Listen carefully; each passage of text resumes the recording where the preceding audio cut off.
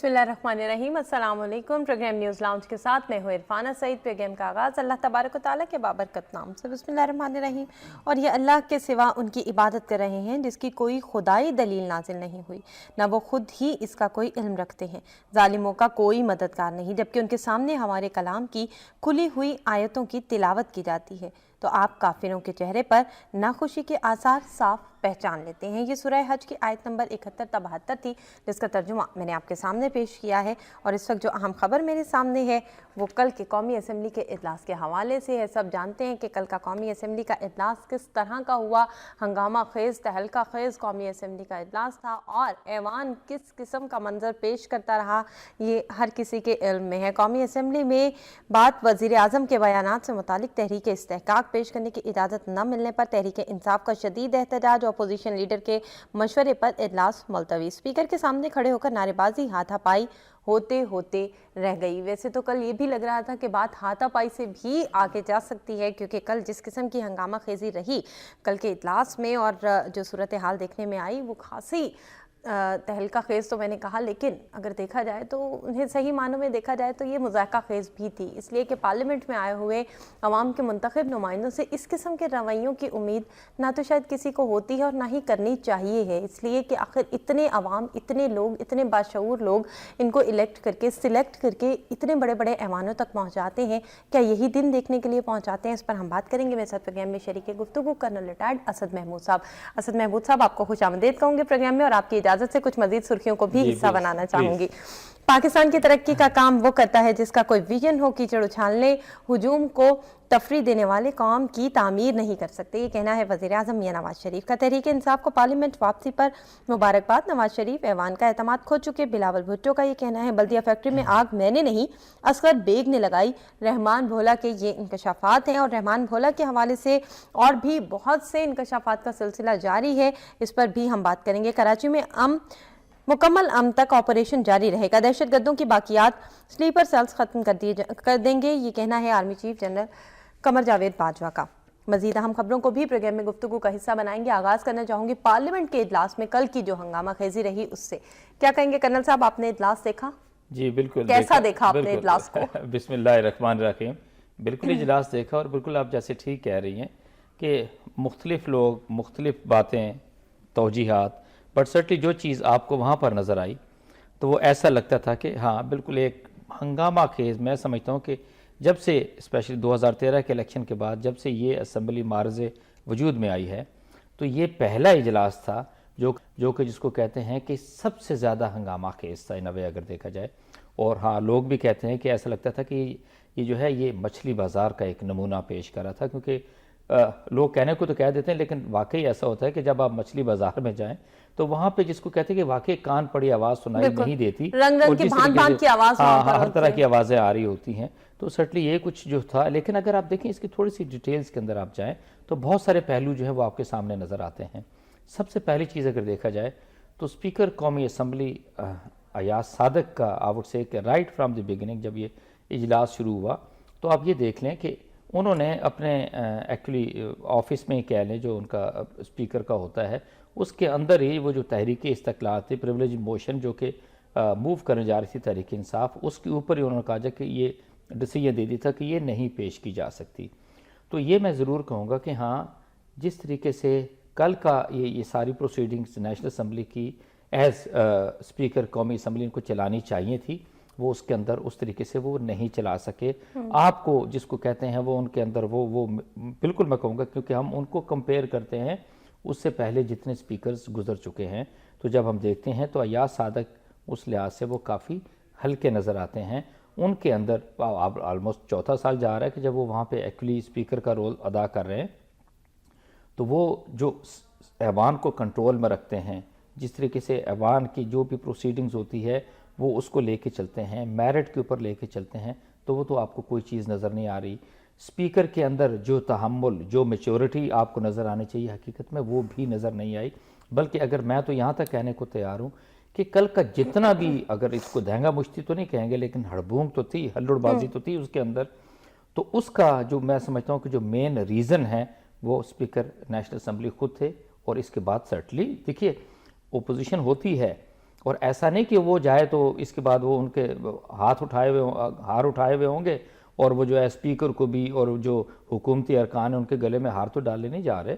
چیزیں بڑی سیریس ہیں اور جو جتنا بھی ماحول ہے ایون فار دیٹ میٹر پوری ملکی سیاست کا وہ انتہائی جس کو کہتے ہیں کہ وہ گرم ہے, کشیدہ ہے. کچھ چیزیں اتنی سادی تو تھی نہیں. بالکل ٹھیک ہے. تو ایک تو میں یہ کہوں گا کہ یہ رویہ تھا کہ اسپیکر نیشنل اسمبلی کو کل والے اجلاس کو اسپیشلی زیادہ میچورٹی کے ساتھ زیادہ پروفیشنل طریقے سے ان کو ہینڈل کرنا چاہیے تھا. اور پھر وہ جو دیکھیں پریولیج موشن جو پیش ہونے جا رہی تھی اور جو ایکسکیوز دیا سردار ایاز صادق نے, اس کا تو دونوں کا آپس میں کوئی میل آتا ہی نہیں. بالکل ٹھیک ہے. بیکاز سینگ دس کہ جی نہیں یہ تو پریجوڈس ٹو دی کورٹ آتا ہے کہ آلریڈی معاملہ سپریم کورٹ میں چل رہا ہے, اس پہ ڈسکس نہیں کر سکتے. دیکھیں جو وہ ڈسکشن کیا لے کر آنا چاہتے تھے کہ فلور آف دی ہاؤس جو کہ پرائم منسٹر نواز شریف نے جو کہ سٹیٹمنٹ دی اور کورٹ میں یہ کہا گیا کہ نہیں یہ تو صرف سیاسی بیان تھا and fine it should have been brought under discussion. پہلی تو ایک یہ بات آ جاتی ہے. اچھا اس کے بعد نیچرلی پھر اگلا کیا ہوا کہ آپ کو سچی بات میں بتاؤں کہ اسپیکر کو جب آپ اس عہدے کو سنبھال لیتے ہیں, ٹھیک ہے, آپ اپنی جو پیرنٹ پارٹی سے نون لیگ سے آپ لامحالہ ان کی طرف آپ کی توجہ رہتی ہے, ان کی طرف آپ کا پلڑا ضرور بھاری رہتا ہے, بٹ اس کے باوجود بھی آپ نے نا جس کو کہتے ہیں ایک ایکویلیبریم, ایک بیلنس کر کے ایوان کو لے کے چلنا ہوتا ہے. وہ بیلنس سچی بات ہے یہ اب تک نہیں کر سکے. ہر چیز کے اندر آپ کو لگتا ہے کہ یہ جانبداری برت رہے ہیں. ٹھیک ہے. پھر کل جب پریولیج موشن اگر لے کر آنا چاہتی ہے پی ٹی آئی اور ان کے لوگ اگر وہ بولنا چاہتے ہیں, ٹھیک ہے, پریولیج موشن بھی نہیں انہوں نے آگے جانے دی, ساتھ ہی ان کو بولنے کا بھی کسی طرح کا موقع نہیں دیا, لیکن اس کی ساری کسر جو ہے وہ پھر پیپلز پارٹی کے جو خورشید شاہ صاحب ہیں انہوں نے وہ حقیقت میں پوری کر دی. اور چاہے جیسا بھی سمجھ لیں, ایسا لگتا ہے کہ شاید یہ 3.5 پونے 4 سال کے بعد this was the very first day جہاں پہ حقیقی اپوزیشن کا رنگ ہلکی سی جھلک آپ کو نظر آئی پیپلز پارٹی کی. اور جو فائری ورڈز تھے جس طرح کے خورشید شاہ صاحب نے کہے ہیں, ٹھیک ہے, وہ بھی آپ دیکھیں نوٹ کرنے والے ہیں. اور بڑی انہوں نے کچھ باتیں بڑی آپ سے کہ سیریس کہی ہیں. انہوں نے کہا جی کہ ایک دور ایسا تھا کہ مڈل ایسٹ کے جتنے حکمران تھے they use to follow Pakistan کے پرائم منسٹر جو ہے وہ آگے ہوتے تھے اور وہ پیچھے کھڑے ہوتے تھے, جی ہم آپ کے ساتھ ہیں, آپ بتائیے ہم نے کرنا کیا ہے.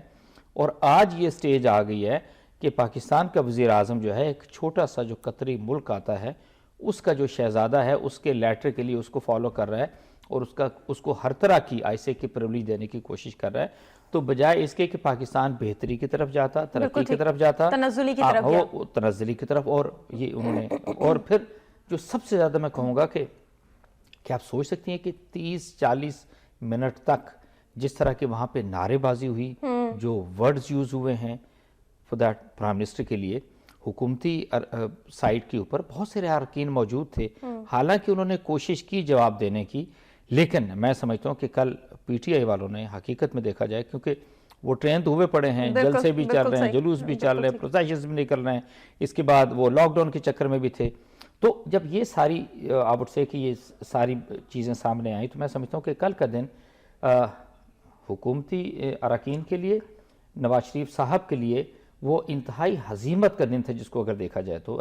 آپ سے کہ جس طریقے سے وہ میں کہتا ہوں کہ نعرے بازی کی گئی اور پھر اس کے بعد وہ جو ایجنڈا تھا ایوان کا اس کو پھاڑ کے پھر وہ اسپیکر کی ڈائز کے سامنے آ گئے, تو یہ ساری آپ کو دیکھیں جو چیزیں نظر آتی ہیں. تو میں یہ نہیں کہوں گا کہ یہ سب کچھ ہی جمہوریت کے اندر ہوتا ہے. یہاں پہ کچھ لوگ ہیں وہ کہتے ہیں جی کہ نہیں یہ جو ہمارے اراکین اسمبلی ہیں یہ لوگوں کو کیا میسیج دینے جا رہے ہیں, ینگ جنریشن کو کیا میسیج دینے جا رہے ہیں, اور فور دیٹ میٹر دنیا کو کیا میسیج دینے جا رہے ہیں. بھئی جہاں تک تو دنیا کا تعلق ہے, دنیا کی بھی جتنی پارلیمنٹ ہوتی ہیں ہاں وہ اسی طریقے سے ہی واقعی چلتی ہیں. جو دنیا کی بہت اچھی جمہوریت ہیں ان کے اندر بھی جب ان کے اندر ایشوز آتے ہیں تو اپوزیشن اتنی سٹرانگ ہوتی ہے کہ وہ واقعی وہ ان کا ناطقہ بند کر دیتی ہے حکومتی اراکین کا. That's what exactly we have seen in the National Assembly yesterday. Likewise ابھی اگر کل یہ سارا کچھ پاکستان میں ہوا نا تو اپنے پڑوسی ملک میں چلے جائیں جن کو ہم کہتے ہیں کہ وہ بھی بہت بڑا جمہوری ملک ہے, ایون وہاں پہ بھی کل بے تحاشا جو ہے وہ ہلڑ بازی ہوئی ہے انڈین پارلیمنٹ کے اندر بھی. سو اس کے اوپر تو آپ سے کہ شاید ہمیں پریشان ہونے کی ضرورت نہیں کہ ہم میسیج کیا دے رہے ہیں, بیکاز ہاں ہم نے ان نمائندوں کو الیکٹ کر کے بھیجا ہے، ٹھیک ہے، یہ ہمیں ریپرزینٹ کرتے ہیں، پاکستانی عوام کو ریپرزینٹ کرتے ہیں، اور جو پاکستانی عوام کا موقف ہونا چاہیے وہ عوام میں جانا چاہیے، اور بالکل ہاں اسی تندہی کے ساتھ جیسے یہ کل آپس میں یہ اگر جنگل جدل تو ہوتے رہ گئی، ٹھیک ہے، لیکن جو ہلڑ بازی، ہنگامہ، مچھلی بازار، یس آئی وڈ سے کہ بالکل یہ ہونا چاہیے، اچھا، یہ اس کا حصہ ہے جمہوریت کا، یہ ہم کیوں کہیں کہ نہیں ادھر جائیں گے، تو وی ڈونٹ ایکسپیکٹ کہ بابو بیٹھے ہیں اور کسی دفتر میں بیٹھ کے سائن کر رہے ہیں اور آرام سے سن رہے ہیں، نہیں، let it be like that. Pakistan اتنی مشکلات کا شکار ہے، عوام اتنی مشکلات کا شکار ہے، جب تک اپوزیشن صحیح معنوں میں اپوزیشن کا رول نہیں ادا کرے گی، وہ کردار ادا نہیں کرے گی، اور جب تک وہ حکومتی جو بینچز ہیں ان کے اوپر پریشر نہیں رکھیں گے تو یہ کسی بھی طریقے سے آگے چیزیں نہیں چل سکتی۔ ٹھیک ہے، بلاول کے سٹیٹمنٹ کے حوالے سے اگر بات کی جائے، انہوں نے تحریک انصاف کو مبارکباد دی پارلیمنٹ واپسی پر، اور ساتھ ہی وزیر اعظم کے حوالے سے ان کا جو کہنا تھا، کیا آپ اس بات سے اتفاق کرتے ہیں کہ نواز شریف ایوان کا اعتماد کھو چکے ہیں؟ نہیں، ایک تو میں یہ ضرور کہوں گا کہ okay this is a good statement, ایک میں یہ ضرور کہوں گا کہ ایک پارلیمانی ایک جمہوری رویہ تو آپ کو چاہے جیسا بھی کہہ لیں پیپلز پارٹی کو، اور میں سمجھتا ہوں کہ ایون جمہوریت کے لیے جتنی بھی قربانیاں ہم لاکھ کرٹیسائز کریں اس کو، پیپلز پارٹی کو، ان کی گورننس کو، عوام کے ساتھ جس طرح کا ان کا رویہ رہا ہے، اپنے ورکرز کے ساتھ جس طریقے سے رہا ہے، بٹ دیر از اٹ کہ اس کے اندر جو جس طریقے سے انہوں نے جمہوریت کے لیے جو قربانیاں دی ہیں وہ واقعی وہ ان گنت ہیں، اس کا کوئی اسے کہ کوئی ثانی نہیں ہے۔ تو یہ ضرور ہے کہ جمہوری رویے اس پارٹی کے اندر موجود ہیں، یہ علیحدہ چیز ہے کہ سٹل ان جمہوری رویوں کے ساتھ ہوتے ہوئے it is a party ruled by one person, جو کہ ڈکٹیٹرشپ کا آپ اس کو کہہ سکتے ہیں، ہم نے اس کو کل بھی ڈسکشن میں لے کر آئے تھے۔ اچھا پھر ایک اور چیز دیکھ لیجئے کہ نارملی جب آپ بلاول کو اور ساتھ ہی پھر آپ جب عمران خان کو دیکھتے ہیں تو بلاول ایٹ ٹائمز بڑا سویئرلی کرٹیسائز کرتے ہیں عمران خان کو، اور آپ دیکھ لیں کہ اب ہلکے ہلکے جو سیاست کے اندر وہ چیزیں آ رہی ہیں، عمران نے اس لحاظ سے کبھی کرٹیسائز نہیں کیا بلاول کو، صحیح، ٹھیک ہے، okay this too is a good sign کہ آپ کے اندر ہاں یہ تحمل ہونا چاہیے، برداشت ہونا چاہیے، اور سرٹنلی میں سمجھتا ہوں کہ بلاول بھی جو ہیں اس وقت وہ سیاست کے میدان میں ہیں، ٹھیک ہے، وہ ایک سیاستدان فیملی کے اندر پیدا ہوئے ہیں، اور اس ٹریننگ کی ان کو اتنی ضرورت اس طرح نہیں تھی، بٹ اس کے باوجود بھی جب پارلیمنٹ کے اندر جاتے ہیں یا پارلیمنٹ میں یہ جانے والے ہیں تو وہ جمہوری رویے آپ کے اندر ہونے چاہیے، وہ تحمل، وہ برداشت، وہ ٹھہراؤ، وہ آپ کی سٹیٹمنٹ، پھر آپ جو کچھ کہتے ہیں ان پہ عمل کرنا، عوام سے جو باتیں کرتے ہیں ان کو پھر سچا کر کے دکھانا، that is very very important.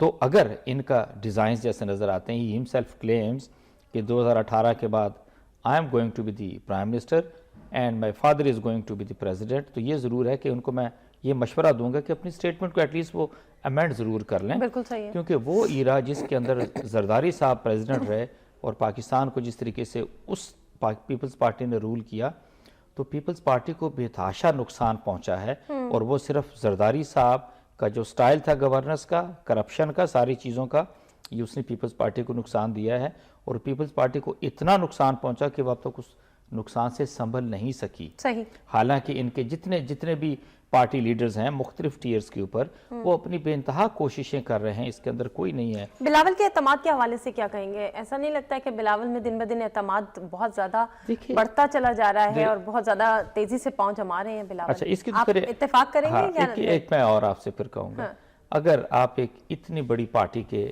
Okay chairman ہوں، ایسی بات کر لینا، پیپلز پارٹی چھوٹی پارٹی تو سٹل نہیں ہے، دو بھی سٹل سے کہ دے ہیو اپنے آپ کو مقبولیت کم ہو گئی ہے، لیکن ہے تو وہ پورے ملک کی پارٹی ہے، اوکے پارٹی ہوگی پورے ملک کی، ہی از دی چیئرمین، پلس کتنے ان کے پاس پیسے ہیں ان کو تو خود بھی نہیں پتا، ٹھیک ہے، ان کی والدہ نے تو اتنے پیسے نہیں کمائے ہوں گے، اتنے ورثے میں شاید نہ ملے جتنے کہ ان کے والد صاحب نے کما لیے ہیں، سو پیسہ، حیثیت، پوزیشن یہی آپ کو اسٹرینتھ دیتی ہے، یہی آپ کو کانفیڈنس دیتی ہے نا، تو کانفیڈنس میں تو آئی ایم شیور کہ ایسا کچھ نہیں ہے، دین ہی از این ایجوکیٹڈ پرسن، ساری زندگی باہر گزاری، باہر کی دنیا دیکھی ہے، ہاں تو کانفیڈنس تو ہونا چاہیے، پھر کیونکہ ابھی کافی عرصے سے پاکستان کی سیاست کے اندر وہ اپنا سرگرم کردار ادا کر رہے ہیں، ان کے جتنے بھی سیاسی اکابرین ہیں، ان کے جو دوست ہیں، ڈیفینیٹلی وہ ایسا لگتا ہے کہ وہ ایک شخص کو بادشاہ بنانے کی تیاری کی جا رہی ہے،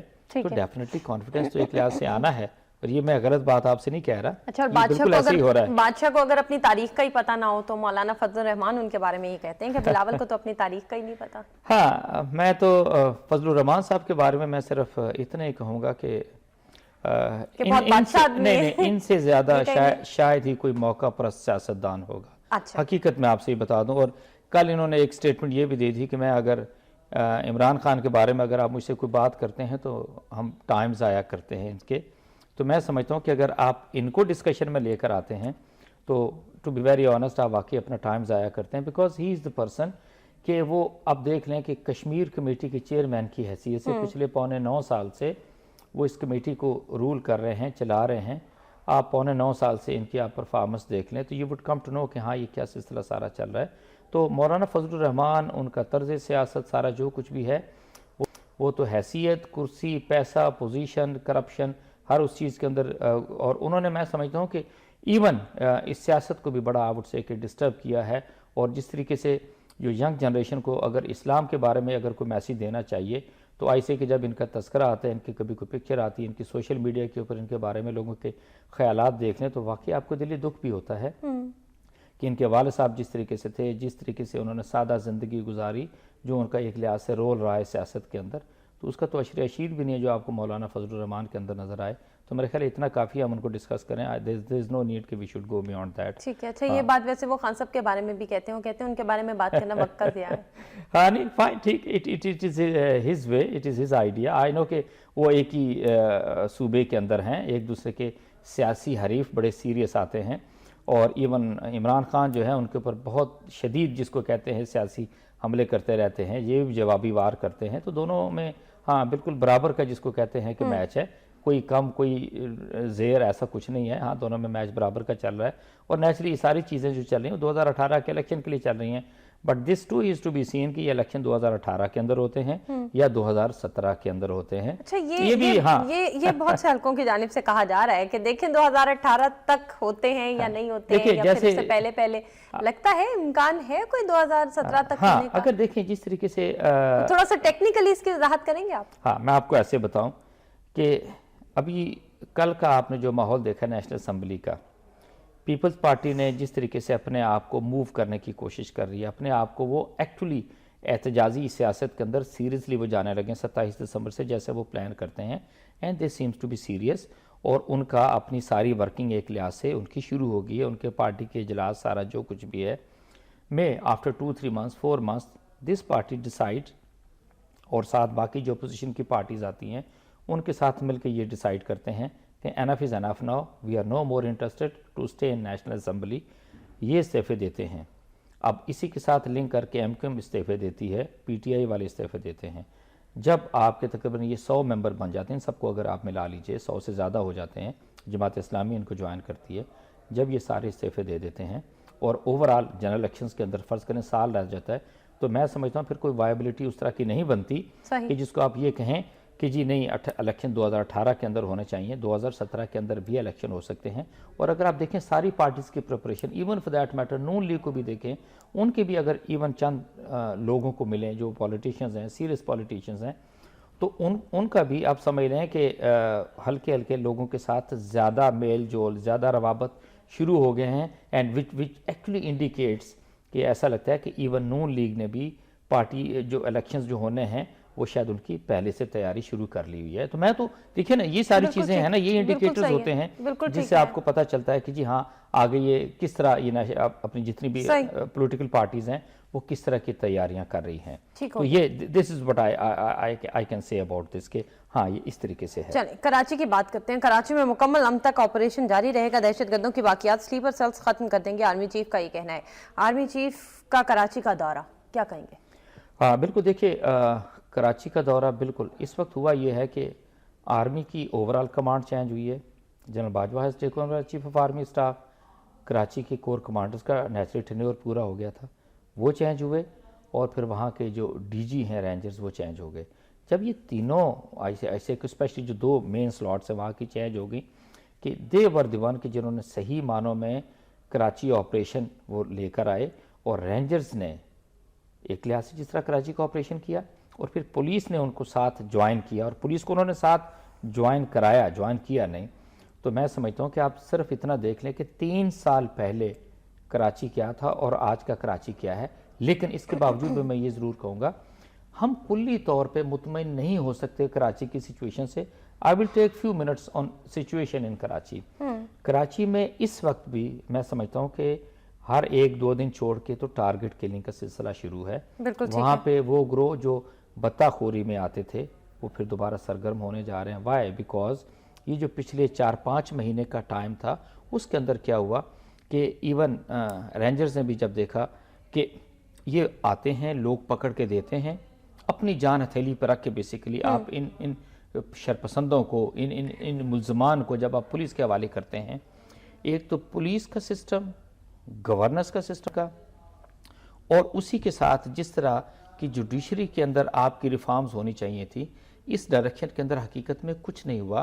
اور اگر دیکھا جائے تو پچھلے 3 سالوں کے اندر آپ نے ہزاروں ہی لوگ رینجرز نے پکڑ کے وہ آپ نے قانون نافذ کرنے والے اداروں کے یا پولیس کے حوالے کیے. انہوں نے کیا کیا, چاہے آپ اس کے وہ کہہ لیں کہ انویسٹیگیشن ٹھیک نہیں تھی, دیٹ از دی پرابلم. اس کے بعد چالان جس طریقے سے تیار ہوا, پھر جس طریقے سے پروسیکیوشن ہوئی, تو آج سے کہ وہ لوگ جو ہے بجائے اس کی کہ ان کو سزائیں ملتیں اور عدالتوں کے سامنے جب آپ گواہان نہیں لے کر آئیں گے, جب پراپر چالان نہیں لے کر آئیں گے, جب اس کو بہتر طریقے سے پروسیکیوٹ نہیں کریں گے, تو عدالت میں جو بھی جج صاحب بیٹھے ہیں وہ کس طریقے سے کوئی فیصلہ کر سکتے ہیں. بالکل ٹھیک ہے. دیکھیں اس کے اوپر بڑا سیریسلی حکومت کو بھی کام کرنے کی ضرورت ہے اور ہمارے ہائی کورٹ کے جو چیف جسٹس صاحبان ہیں ان کو بھی بڑا سیریسلی ان ساری چیزوں کا نوٹس لینے کی ضرورت ہے. انصاف ہم دیکھتے ہیں تو اپنے چیف جسٹس صاحب کی طرف دیکھتے ہیں, ہم کسی اور کی طرف حقیقت میں نہیں دیکھتے. بالکل ٹھیک, چاہے لوور کورٹس ہوں ٹھیک ہے یا ہائی کورٹ ہوں, وہ سارے کے سارے تو انہی کے ساتھ آتے ہیں نا. بالکل صحیح. ٹھیک ہے, that is also very important. تو ایک تو یہ فیکٹر ہے کہ جو ایسا لگتا ہے کہ کراچی کی سچویشن پھر تھوڑا سا خراب ہونے جا رہی ہے.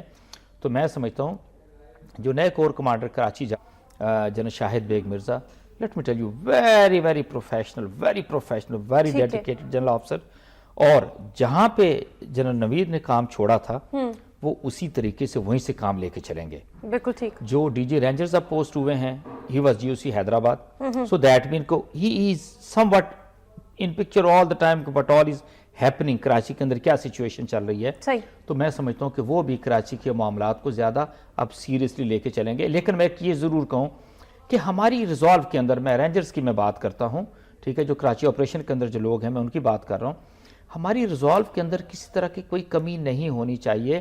ہمیں حکومت کا جو بھی ریسپانس ہوتا ہے یا or for that matter court سے لوگ جو ہے وہ فارغ ہو جاتے ہیں, ہمیں اس کے اوپر کسی طرح بھی دل برداشتہ ہونے کی ضرورت نہیں ہے. جو ہمارا رول ہے, جو لا انفورسنگ ایجنسیز کا رول ہے, جو کہ انٹیلیجنس ایجنسیز کا رول ہے, ہمیں اسے پیچھے نہیں ہونا چاہیے. ہمیں ان کو جس طرح کہ چیف آف آرمی اسٹاف نے بالکل ٹھیک کہا کہ ہم ان کے سلیپنگ سیلز ختم کریں گے, یہ جہاں جہاں چھپے ہوں گے ہم ان کو ختم کریں گے. That is very important. irrespective جو کچھ بھی ہوتا ہے, حکومت سندھ کیا کرتی ہے, اور even for that matter anti terrorist courts ہیں, دوسری کورٹس ہیں, وہ کس طرح کے فیصلے کرتی ہیں, ملزم چھوڑتی ہیں, ان کو سزا دیتی ہیں, جو کچھ بھی ہے. لیکن ہاں رینجرز کا میں یہ ضرور کہوں گا کہ جب آپ وہاں پر گئے ہوئے ہیں, لوگوں کے اندر جو آپ نے اپنا اعتماد بحال کیا, لوگ جو آپ کی عزت کرتے ہیں, لوگ جو آپ سے محبت کرتے ہیں, وہ آپ کو کمپیل کرتی ہے کہ کم وقت میں جو مرضی سچویشن ہو, جو آپ کا رول ہے, جو آپ کا پرائمری رسپانسبلٹی دی گئی ہے, اس کو آپ ہر حال میں پورا کریں. اور کراچی اب جس نہج پہنچایا ہے اس کو یہاں پہ لا کے چھوڑنے کی ضرورت نہیں, اس کو آگے کلمینیشن پہ لے کے جانا ہے, اس آپریشن کو آپ نے آخری حدوں تک لے کے جانا ہے. ٹھیک ہو گیا, دیٹ از امپورٹنٹ. اب اگلی نہیں رحمان بھلا کے حوالے سے جی میں اس کے ساتھ بھی میں آؤں گا آپ کی طرف, بالکل ایسا ہی ہے.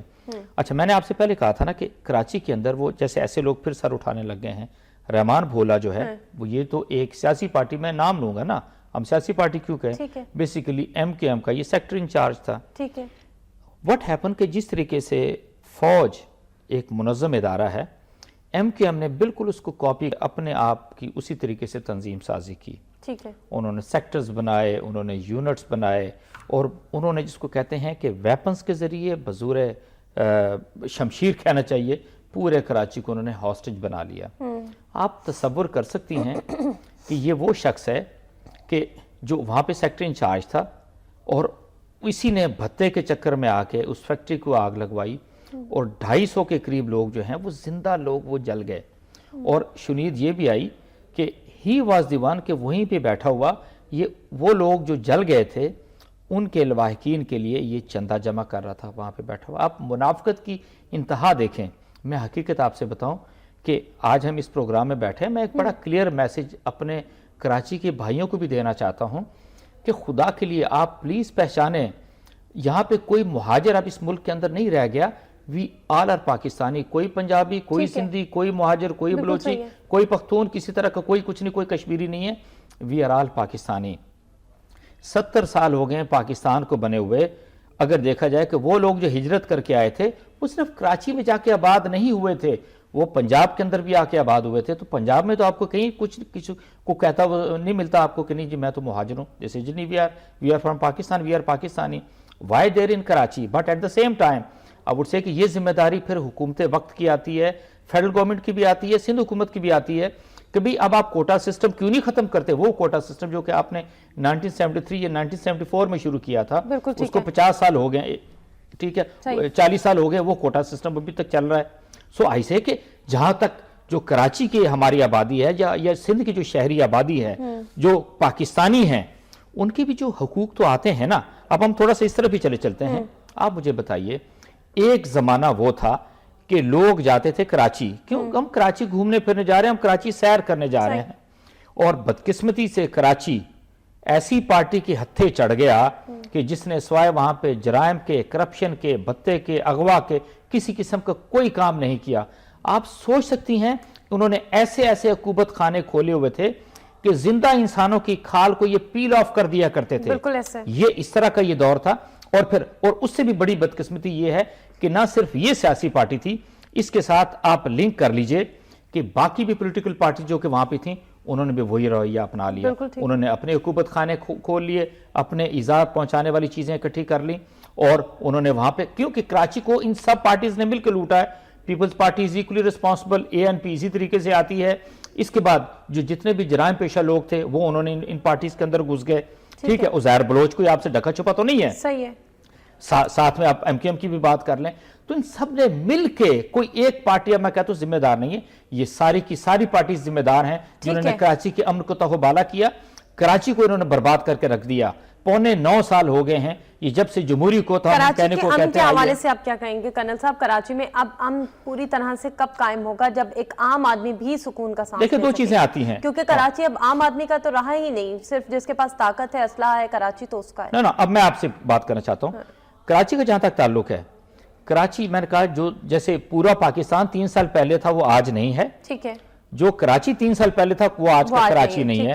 there is lot of transformation, there is lot of change. اور کراچی کے اندر امن و امان میں سمجھتا ہوں کہ رفلی رینجرز نے, and we salute the rangers, we salute the army, کہ کراچی کا امن میں کہتا ہوں کہ 90% انہوں نے واپس کیا, بحال کیا ہے.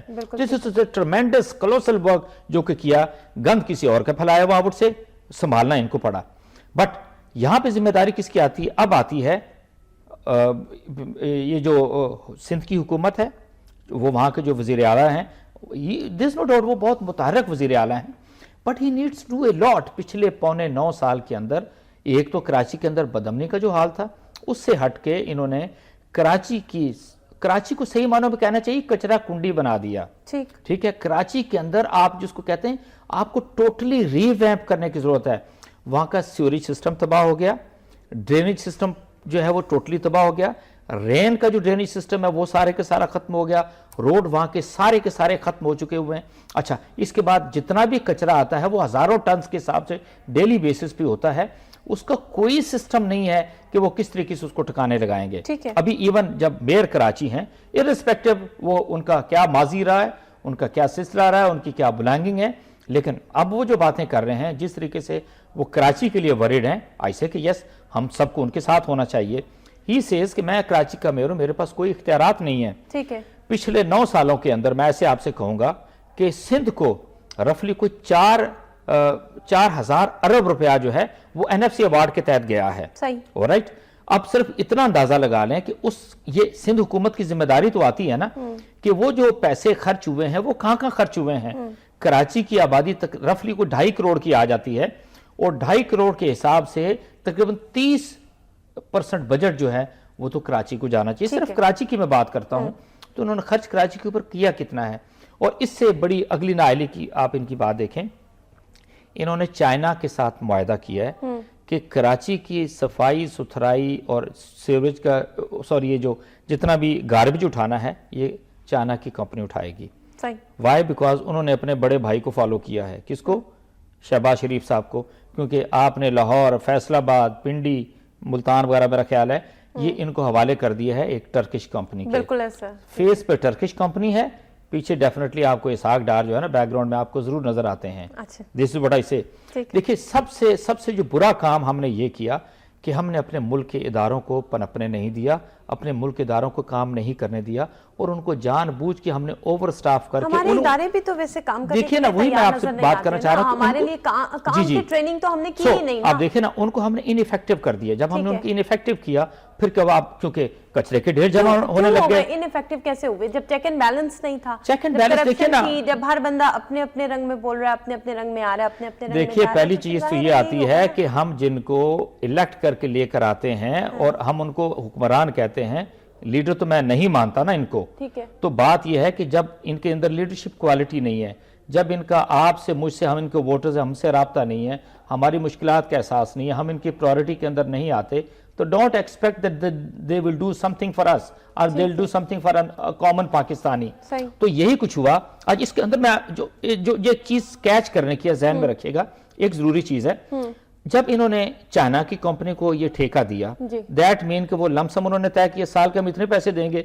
ان کے لیے ایزی ہو گیا کہ اتنا بڑا پروجیکٹ ہے تو اس کے اندر سے پرسنٹیج جو ہے وہ ان کو کتنی جائے گی. میں صرف لاہور کی اگزامپل آپ کو دوں گا. لاہور کے اندر یہ جو ایل ڈی اے کام, ایل ڈی اے تو نہیں, یہ جو لاہور کا جو یہ میونسپل کارپوریشن والے تھے, ایل ایم سی والے, ان کا سالانہ بجٹ ہوتا تھا 3 سے 4 ارب روپے کا. ٹھیک ہے. اور اب اس کو آپ نے انہانس کر کے 13-14 ارب پہ لے کے چلے گئے, اور یہ پیسے کون دیتا ہے؟ پنجاب حکومت دیتی ہے. So you can make out کہ ہاں اس کے پیچھے کیا ہے. پھر یہی شہر ہے, آپ کسی جگہ جائیں, آپ گاڑی میں بیٹھے ہوئے وہاں جائیں گے تو آپ کو 30 روپے جو ہے وہ کسی جگہ بھی گاڑی کھڑی کرنی ہوگی, وہ آپ کو اس کی وہ پارکنگ فی دینی پڑے گی. اچھا, اب دوہرے معیار آپ دیکھیں, آپ ادھر سے گاڑی کا آپ وہ بھی دے رہے ہیں, ٹیکس بھی دے رہے ہیں, روڈ ٹیکس دے رہے ہیں نا. جب روڈ ٹیکس آ گیا تو انہوں نے کہا جی نہیں, یہ لاہور کی جتنی سڑکیں ہیں ان کو بھی چارج پارکنگ کے اندر لے جاؤ. تو یہ ہیں وہ جمہوری حکومتیں, اور یہ ہیں ان کے آمرانہ رویے کہ انہوں نے پیسے کمانے کم وقت میں جس طریقے سے عوام کی جیب سے, آپ کی جیب سے, میری جیب سے انہوں نے پیسے نکالنے ہیں, and they will not consider even for a minute کہ جی ہم نے ان کے لیے کچھ کام بھی کرنا ہے. بالکل ٹھیک ہو گیا. ایک آخری خبر میرے پاس, کیونکہ آخری منٹ ہے میرے پاس. مقبوضہ کشمیر, بھارتی فوج نے 2 بے گناہ نوجوان فرضی جھڑپ میں شہید کر دیے. مظاہرین پر فائرنگ شیلنگ, 26 افراد زخمی. جی بالکل, یہ سلسلہ نہیں رکا. دیکھیں اس میں 2 چیزیں آتی ہیں. یہ جو سارا کچھ آپ ایل او سی ورکنگ باؤنڈری کے اوپر دیکھتے رہے, پاکستان کے اندر انڈیا جس طریقے سے انٹرفیئر کرتا رہا, تو کشمیر کے اندر تو آلموسٹ 5 مہینے ہو گئے ہیں کہ انڈیا نے جس کو کہتے ہیں انتہا درجے کا ظلم و تشدد کا بازار گرم کیا ہوا ہے. پچھلے دنوں کیا ہوا کہ ایک کٹمنڈو کے اندر انٹرنیشنل جرنلسٹ ہیں, ان کی کانفرنس ہوئی ہے, تو انہوں نے ایک سیریس کمپلینٹ لانچ کی ہے کہ ہم جو ہے, ہم مقبوضہ کشمیر انڈین کشمیر کی جو ہے وہ کوریج کرنے جا رہے تھے اور ہمیں کوریج نہیں کرنے دی گئی. بات یہ ہے کہ انڈیا کا آپ اٹھ سے کہ اتنا سٹرانگ ہولڈ اس کے اوپر ہو گیا ہے, 7.5-8 لاکھ کی فوج وہاں پر موجود ہے, پولیس وہاں پر موجود ہے. کشمیریوں کا انہوں نے جس کو کہتے ہیں کہ واقعی ایک لحاظ سے زندگی ان کی اجیرن کر کے رکھ دی ہے. اور یہ دیکھ لی جسے آپ نے بتایا کہ وہ فرضی مقابلہ کیا, انہوں نے کشمیریوں کو پکڑا, اور ہزاروں کشمیری جو ہیں وہ پابند سلاسل ہیں. اور میں یہ ضرور کہوں گا, اب پھر میں دوبارہ جاؤں گا ذرا مولانا فضل الرحمان کی طرف. آپ پچھلے 5 مہینے سے گن کے مجھے بتا دیں کہ کتنی سٹیٹمنٹ جو ایز چیئرمین کشمیر کمیٹی مولانا فضل الرحمان کی آئی ہیں, اور وہ پریس کانفرنس کی ہے, یا انہوں نے ایک لحاظ سے میں کہوں گا کہ اوکے اتنی وہ مرنج پرسنالٹی ہے, ٹھیک ہے, کہ ورلڈ فیمس, ورلڈ ریناؤنڈ, کہ وہ پورے ممالک کے جا کے دورے کیے اور کشمیر کا مقدمہ جا کے انہوں لوگوں کے سامنے پیش کیا. وی ہیو ان اے وے, اور ایون فار دیٹ میٹر ہمارا فارن آفس بھی دیکھ لیں, کوئی حرج نہیں, ٹھیک ہے, انہوں نے کچھ نہ کچھ بولے, لیکن صحیح معنوں میں انڈیا کا چہرہ کشمیر کے بارے میں جو پوری دنیا کے سامنے لے کر آنا چاہیے تھا, نہ صرف ہماری حکومت فیل ہو گئی ہے, ٹھیک ہے, بلکہ ایون ہمارا فارن آفس بھی میزربلی فیل ہوا اس کے اندر. بالکل ٹھیک ہے. بہت شکریہ پروگرام میں تشریف لانے کا کرنل صاحب. ناظرین, پروگرام کا وقت اپنے اختتام کو پہنچا ہے. فانا سعید کو دیجیے اجازت. اللہ نگہبان.